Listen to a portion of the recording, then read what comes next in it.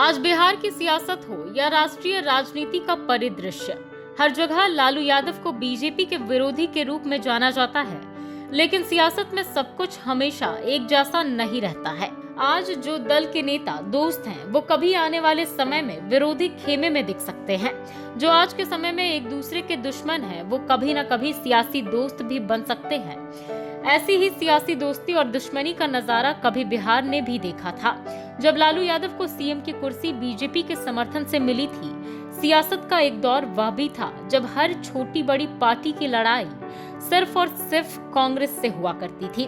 किसी भी बात पर ये कांग्रेस विरोधी दल एकजुट हो जाए और कांग्रेस को सत्ता में आने से रोकने की कवायद करते हैं। भूतपूर्व प्रधानमंत्री इंदिरा गांधी के लगाए गए आपातकाल के समय साल 1975 में यह पूरी एकजुटता के साथ सामने आया था।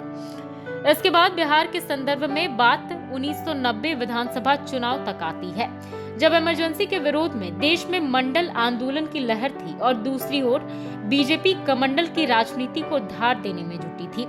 लेकिन कांग्रेस विरोध के मामले पर दोनों एकजुट थे। केंद्र में वीपी सिंह की अगुवाई में जनता दल की सरकार चल रही थी और बीजेपी का समर्थन उसे हासिल था। इसी बीच बिहार में विधानसभा का चुनाव हुआ, तब झारखंड का हिस्सा भी बिहार राज्य में ही था। आपको बता दें कि 324 सदस्यीय विधानसभा में सत्तारूढ़ कांग्रेस को सिर्फ 71 सीटें मिली थी। बहुमत के लिए कम से कम 163 विधायकों के समर्थन की जरूरत थी। जनता दल को 122 सीटें मिली, लेकिन बहुमत के लिए उसे और सीटों की जरूरत थी। आपको बता दें कि बीजेपी के कुल 39 विधायक जीत कर पहुंचे थे। केंद्र की वीपी सिंह सरकार की तर्ज पर बीजेपी ने बिहार में भी जनता दल सरकार को खूब समर्थन दिया। जनता दल में चली खींचतान के बीच पार्टी के अंदर हुई वोटिंग में पूर्व मुख्यमंत्री रामसुंदर दास को हराकर लालू यादव को नेता चुना गया। 10 मार्च साल 1990 को लालू यादव पहली बार बिहार के सीएम की कुर्सी पर बैठे। इसी के साथ लालू ने बिहार में कांग्रेस पार्टी के शासन का खात्मा कर दिया। हालांकि लालू के साथ बीजेपी का ये साथ लंबा नहीं चला।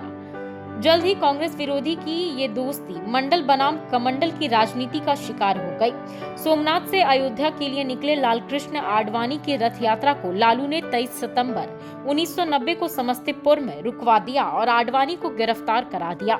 लालू के इस कदम के बाद बीजेपी ने केंद्र की वीपी सिंह सरकार और बिहार की लालू यादव की सरकार से अपना समर्थन वापस ले लिया। बीजेपी के इस कदम से केंद्र की वीपी सिंह की सरकार तो गिर गई, लेकिन बिहार में लालू प्रसाद यादव अपना किला बचाने के लिए बड़ा दांव खेल गए। उन दिनों प्रदेश में बीजेपी के बड़े नेता हुआ करते थे इंदर सिंह नामधारी लालू के समर्थन में आ गए और बीजेपी में टूट हो गई। नामधारी का गुट लालू प्रसाद यादव के समर्थन में आया और इस तरह लालू ने अपनी कुर्सी बचा ली। यहीं से लालू ने अपनी सियासत का नया दांव खेला। कमंडल विरोध की राजनीति को लालू ने अपना मुख्य हथियार बनाया। लालू यादव ने पिछड़े और मुस्लिम वोटों को मिलाकर MY यानी कि मुस्लिम यादव समीकरण का व्यू रचा और उसी के बल पर बिहार में 15 साल तक राज किया। और अब उनकी राजनीतिक विरासत को उनके बेटे तेजस्वी यादव और तेज प्रताप यादव संभाल रहे हैं।